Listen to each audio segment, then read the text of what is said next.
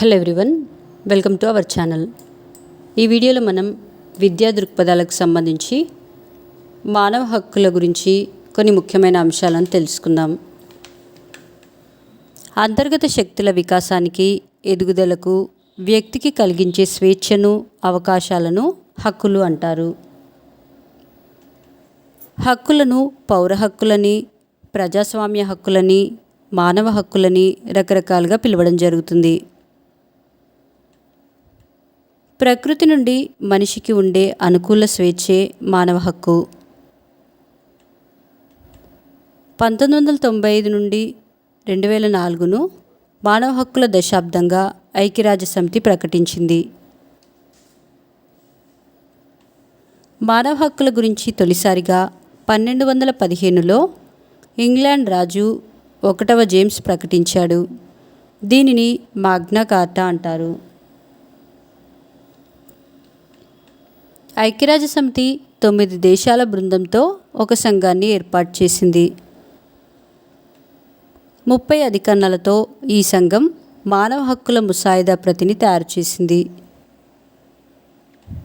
1948లో ఐక్యరాజ్యసమితి సర్వసభ్య సమావేశం దీనిని ఆమోదించటంతో విశ్వవ్యాప్త మానవ హక్కుల ప్రకటనగా మారింది. 1948 డిసెంబర్ 10న ఐక్యరాజ్యసమితి విశ్వ మానవ హక్కులను ప్రకటించింది.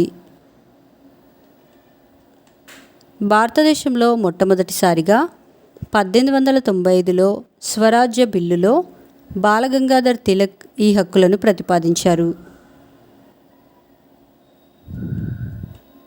రాజ్యాంగ పరిషత్ ఏర్పాటైన తర్వాత వల్లభాయ్ పటేల్ నాయకత్వంలో ప్రాథమిక హక్కులపై జేబీ కృపలాని నేతృత్వంలో ఒక సబ్ కమిటీని ఏర్పాటు చేశారు. 1993లో భారత ప్రభుత్వం మానవ హక్కులను కాపాడటానికి ఒక చట్టం చేసింది. ఈ చట్టం కింద జాతీయ మానవ హక్కుల సంఘాన్ని నెలకొల్పింది. భారత రాజ్యాంగ నిర్మాతలు రాజ్యాంగం 3వ భాగంలో మన రాజ్యాంగంలో అమెరికా రాజ్యాంగం స్ఫూర్తితో 12 నుంచి 35 వరకు ఉన్న అధికరణలలో ప్రాథమిక హక్కులను పొందుపరిచారు. కులం, జాతి, లింగం, మత భేదం లేకుండా వ్యక్తులందరి హక్కులను భారత రాజ్యాంగం కాపాడుతుంది. భారతీయ మానవ హక్కుల కమిషన్ మన దేశంలో 1993 అక్టోబర్ 12న జాతీయ మానవ హక్కుల కమిషన్ను పార్లమెంట్ చట్టం ద్వారా ఏర్పాటు చేశారు. ఈ కమిషన్లో చైర్మన్ మరియు 4 సభ్యులుంటారు. వీరిని రాష్ట్రపతి నియమిస్తాడు. వీరి పదవీ కాలం 5 సంవత్సరాలు. పదవీ విరమణ వయస్సు 70 సంవత్సరాలు. జాతీయ మానవ హక్కుల కమిషన్ మొదటి చైర్మన్ రంగనాథ్ మిశ్రా. జాతీయ మానవ హక్కుల సంఘానికి తనంతట తాను విచారణ చేపట్టే అధికారం ఉంది లేదా బాధితుల తరఫున ఏ వ్యక్తి అయినా ఇచ్చిన ఫిర్యాదుపై విచారణ చేపట్టవచ్చు.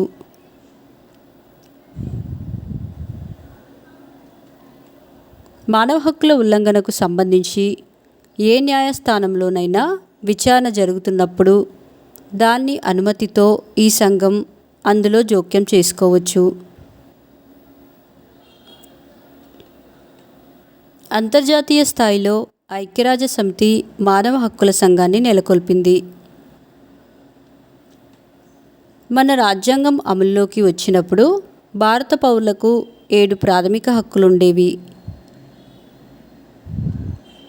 ఆస్తి హక్కుపై 1976లో 42వ రాజ్యాంగ సవరణ చట్టం ద్వారా కొన్ని పరిమితులను విధించారు.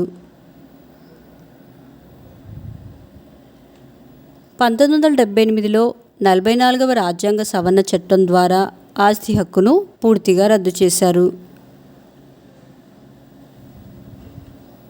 1978 నుండి మనకు 6 ప్రాథమిక హక్కులు మాత్రమే అందుబాటులో ఉన్నాయి. రాజ్యాంగ హక్కులను కాపాడటానికి, అమలు అయ్యేలా చూడటానికి ప్రభుత్వానికి న్యాయస్థానం ఆదేశాలు జారీ చేసే అధికారాన్ని రిట్ అంటారు. రిట్ అనేది న్యాయస్థానాలకు స్వతహాగా లభించే హక్కు. ఏదైనా ప్రాథమిక హక్కు ఉల్లంఘించినప్పుడు న్యాయస్థానం తనంతట తాను విచారణ చేపట్టవచ్చు. ఆర్టికల్ 14 ప్రకారం చట్టం ముందు అందరూ సమానమే.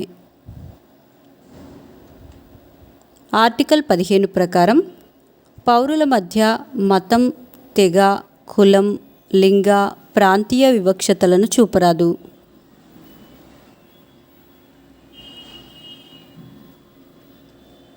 ఆర్టికల్ 16 ప్రకారం అందరికీ ఉద్యోగాలలో సమాన అవకాశాలు.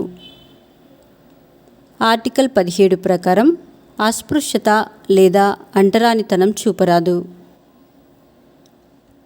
ఆర్టికల్ 18 ప్రకారం సైనిక లేదా విద్యా విషయక బిరుదులు తప్ప ఇతర బిరుదులు ఇవ్వరాదు. రాష్ట్రపతి అనుమతి లేకుండా విదేశాలు ప్రకటించే బిరుదులను పౌరులు స్వీకరించరాదు. భారతరత్న, పరమవీర చక్ర, పద్మవిభూషణ్ వంటి పతకాలు పొందిన వాళ్ళు వాటిని బిరుదుగా ఉపయోగించుకోకూడదు. ఆర్టికల్ 19 ప్రకారం భారత రాజ్యాంగం 6 రకాల స్వాతంత్రాలను ప్రసాదించింది. అవి: 1. వాక్ స్వాతంత్రం, భావ ప్రకటన స్వేచ్ఛ హక్కు. 2. ఆయుధాలు లేకుండా శాంతియుతంగా సమావేశమయ్యే హక్కు. 3. సంఘాలుగా, సభలుగా ఏర్పడే హక్కు. 4. స్వేచ్ఛగా సంచరించే హక్కు. భారతదేశంలో ఎవరైనా ఎక్కడికైనా వెళ్ళవచ్చు. ప్రజా ప్రయోజనాల దృష్ట్యా ఈ హక్కుపై కొన్ని పరిమితులు విధించవచ్చు. అంటువ్యాధుల వ్యాప్తిని అరికట్టడానికి ప్రయాణాలపై పరిమితులను విధించవచ్చు. సరిహద్దు ప్రాంతాలలో స్వేచ్ఛా సంచారం వల్ల దేశ భద్రతకు ముప్పుగా ఉందని భావిస్తే కొన్ని పరిమితులను విధించవచ్చు. భారతదేశంలో ఎక్కడైనా నివసించటానికి, స్థిరపడటానికి హక్కు. సాధారణ ప్రయోజనాల దృష్ట్యా లేదా షెడ్యూల్ తెగల దృష్ట్యా ఈ హక్కుపై ప్రభుత్వం కొన్ని పరిమితులను విధించవచ్చు. ఆదివాసీ, గిరిజన ప్రజలు దోపిడీకి, బలప్రయోగానికి గురికాకుండా రక్షించటానికి కొన్ని పరిమితులు విధించారు. ఏ వృత్తి అయినా, ఉపాధి, వాణిజ్యం, వ్యాపారమైనా చేపట్టే హక్కు. ఈ 6 హక్కులను తాత్కాలికంగా రద్దు చేయవచ్చు, కానీ జీవించే హక్కు, వ్యక్తిగత స్వేచ్ఛలను తాత్కాలికంగా కూడా రద్దు చేయలేరు. ఆర్టికల్ 21 ప్రకారం వ్యక్తి జీవనానికి, స్వాతంత్రానికి భంగం కలిగించకూడదు.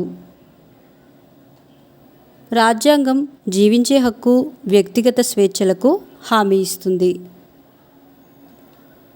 ఆర్టికల్ 20 ప్రకారం జీవించే హక్కు, వ్యక్తిగత స్వేచ్ఛ హక్కులో భాగంగా నేరానికి శిక్ష విషయంలో రక్షణను హామీ ఇస్తుంది. దీనికి అర్థం దేశంలో ఆ సమయానికి అమలులో ఉన్న చట్టం సూచించిన శిక్షకు మించి శిక్ష వేయటానికి వీల్లేదు.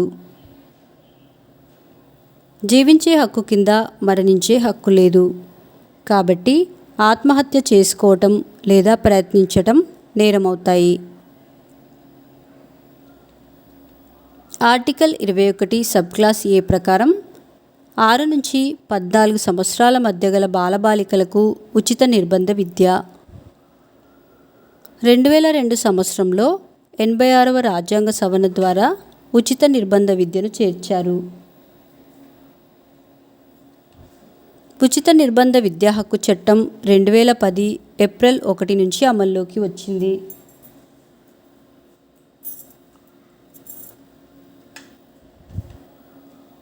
ఆర్టికల్ 22 ప్రకారం ఏ వ్యక్తిని కారణం లేకుండా నిర్బంధంలోకి తీసుకోకూడదు. వ్యక్తికి న్యాయ సహాయం పొందే వీలు కల్పించాలి.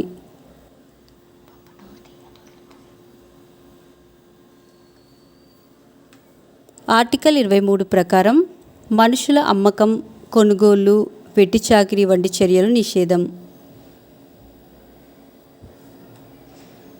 ఆర్టికల్ 24 ప్రకారం 14 సంవత్సరాల లోపు పిల్లలను కర్మాగారాల్లో, గనుల్లో, ప్రమాదకరమైన, ఆరోగ్యానికి హాని కలిగించే పనులలో నియమించరాదు.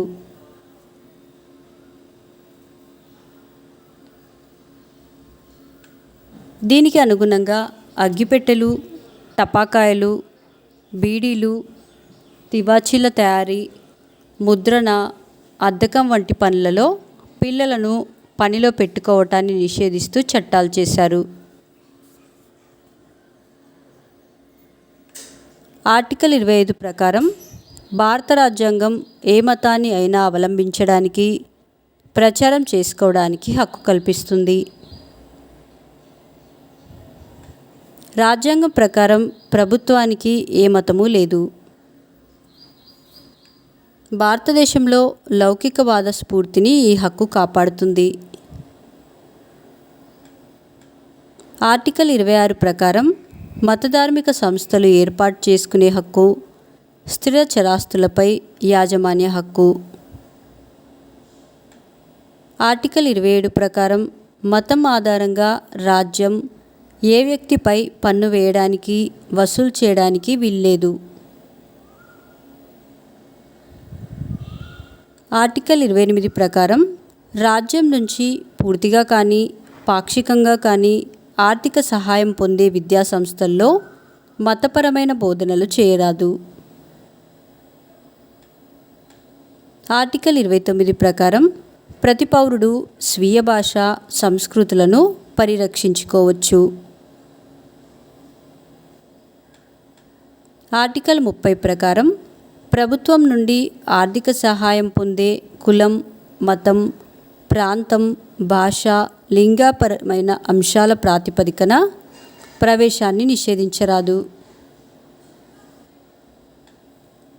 ఆర్టికల్ 300 సబ్ క్లాస్ ఏలో ఆస్తి హక్కు ప్రాథమిక హక్కుగా కాకుండా చట్టపరమైన హక్కుగా మిగిలిపోయింది. 1955 సంవత్సరంలో పార్లమెంటు అస్పృశ్యత చట్టాన్ని రూపొందించింది. 2002 సంవత్సరం 86వ రాజ్యాంగ సవరణ ద్వారా ఉచిత నిర్బంధ విద్యను చేర్చారు.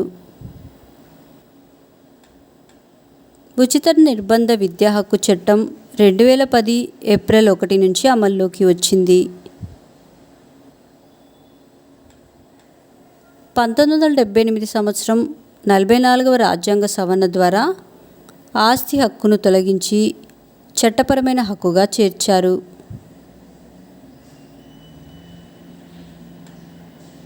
మా నెక్స్ట్ వీడియోస్ యొక్క నోటిఫికేషన్ మీకు రావాలంటే మా ఛానల్ని సబ్స్క్రైబ్ చేసి బెల్ బటన్ నొక్కగలరు. అలాగే మా వీడియోస్ని లైక్ చేసి షేర్ చేయగలరు.